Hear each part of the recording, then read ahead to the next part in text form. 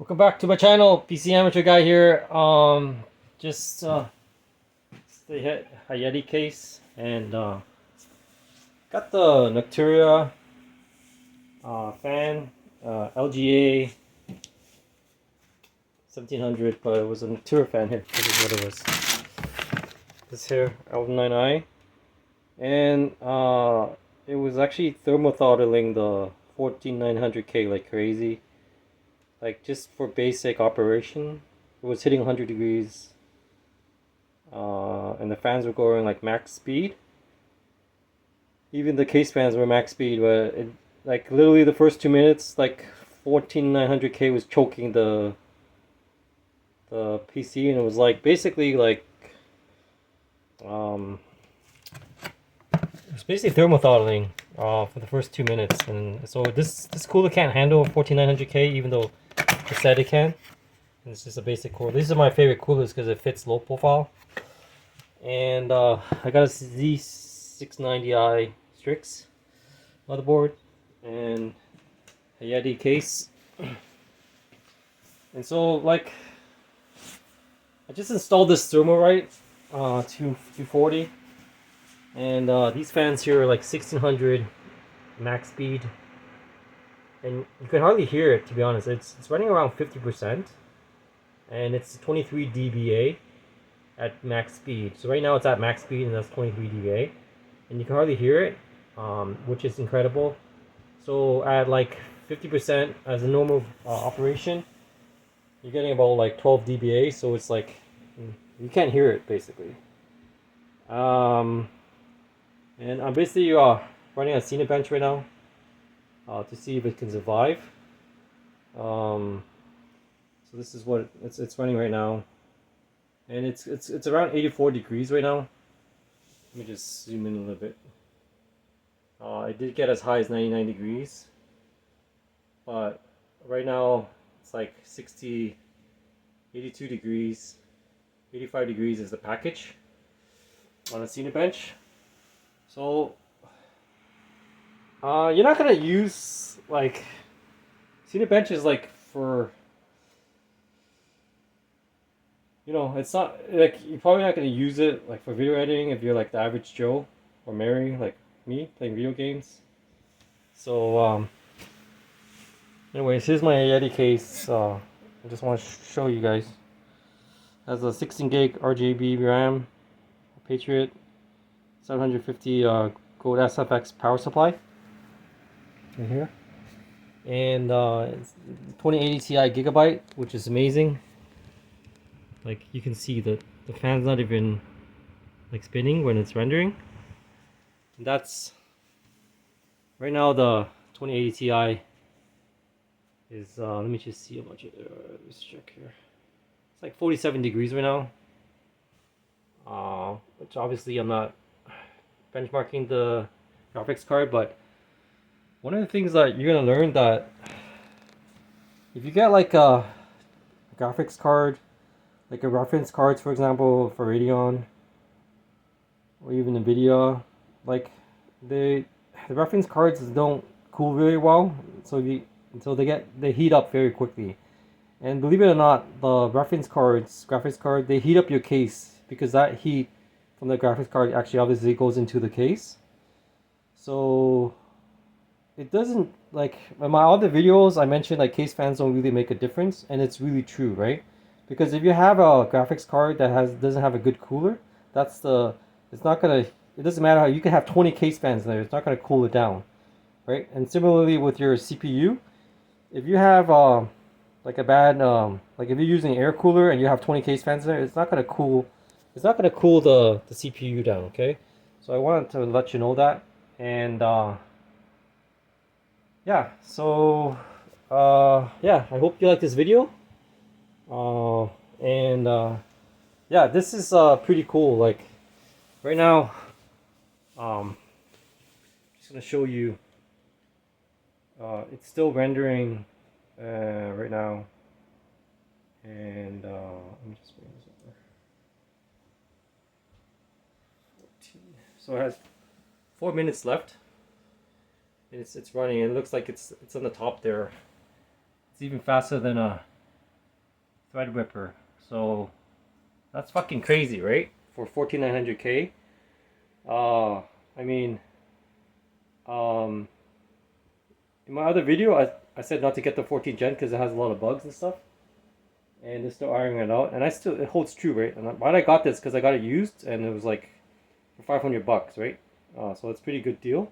So I couldn't resist. But just to show you the fans right now, the chassis 6 is the IO. It's running around 3300, 3443. So it's actually its max IO, its max speed. It's usually hovering around 3000 if it's just like mild usage. The CPU is around 1400. Most fans can go up to 1600. And right now it's 1400, so that's actually pretty good. Again, very quiet. Sorry, my screensaver was gonna come on. And then right now it's like at 87 degrees. And it's rendering, right? And oh my god, look at the wattage. The CPU is like using 250 wattage, which is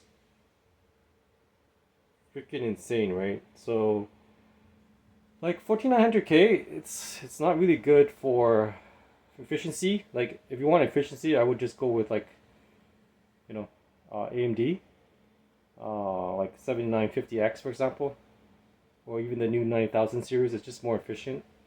But if you want raw power and you want the best, and you can afford it, yeah, I would go with the 14900K. So right now all the fans are at max speed right now, basically, pretty much, give or take. And it's still running pretty quiet. Well, you know, just have a listen.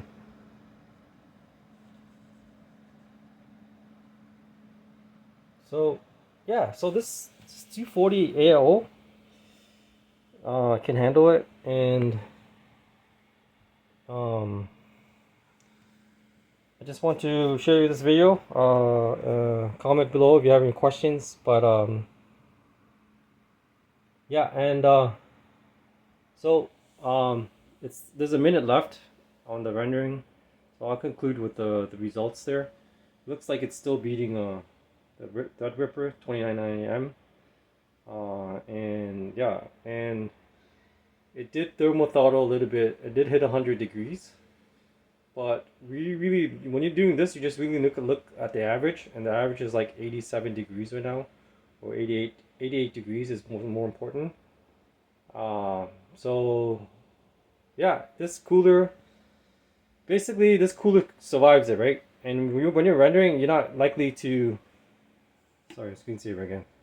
You're not likely to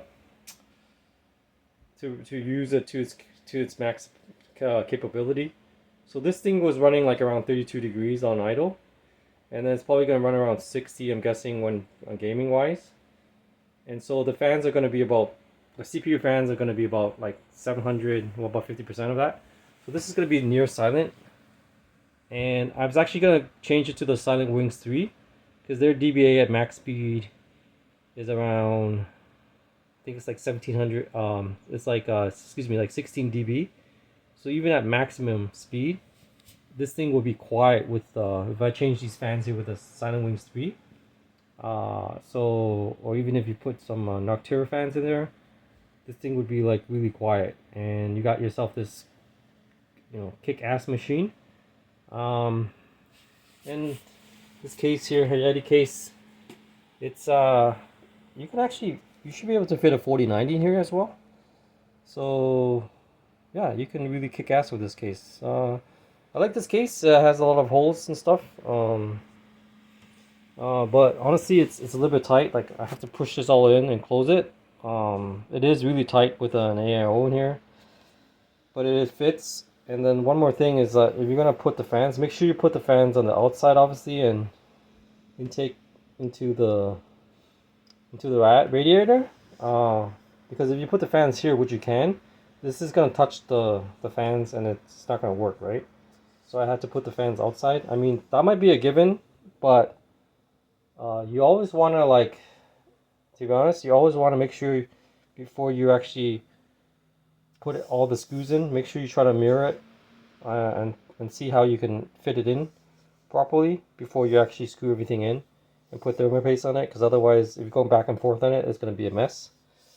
Yeah, and so the rendering is complete, and let me just zoom in. 34,870 points, and yeah, it's like #1 on this chart here. So this is probably why it's the fastest CPU in the world, aside from the 1400 KS, right? That's like 6.2 gigahertz. And its average was, the maximum was 88 degrees. See, now that rendering is done, it's like 37 degrees right now.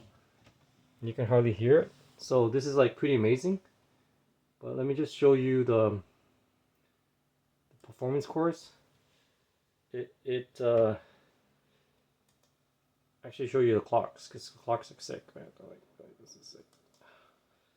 So you can go up to 6,000 megahertz on 2 of the cores out of the 8. And then the other ones are going around 5,700 megahertz. Yeah, that's crazy, right? But the power is like 250. Sorry, man. This thing's gonna keep you warm in the winter, right? If you don't have a good cooler, if you want to. But anyways, thanks for watching. Like the video, subscribe if you haven't, and have yourself a wonderful weekend. Take care. Bye.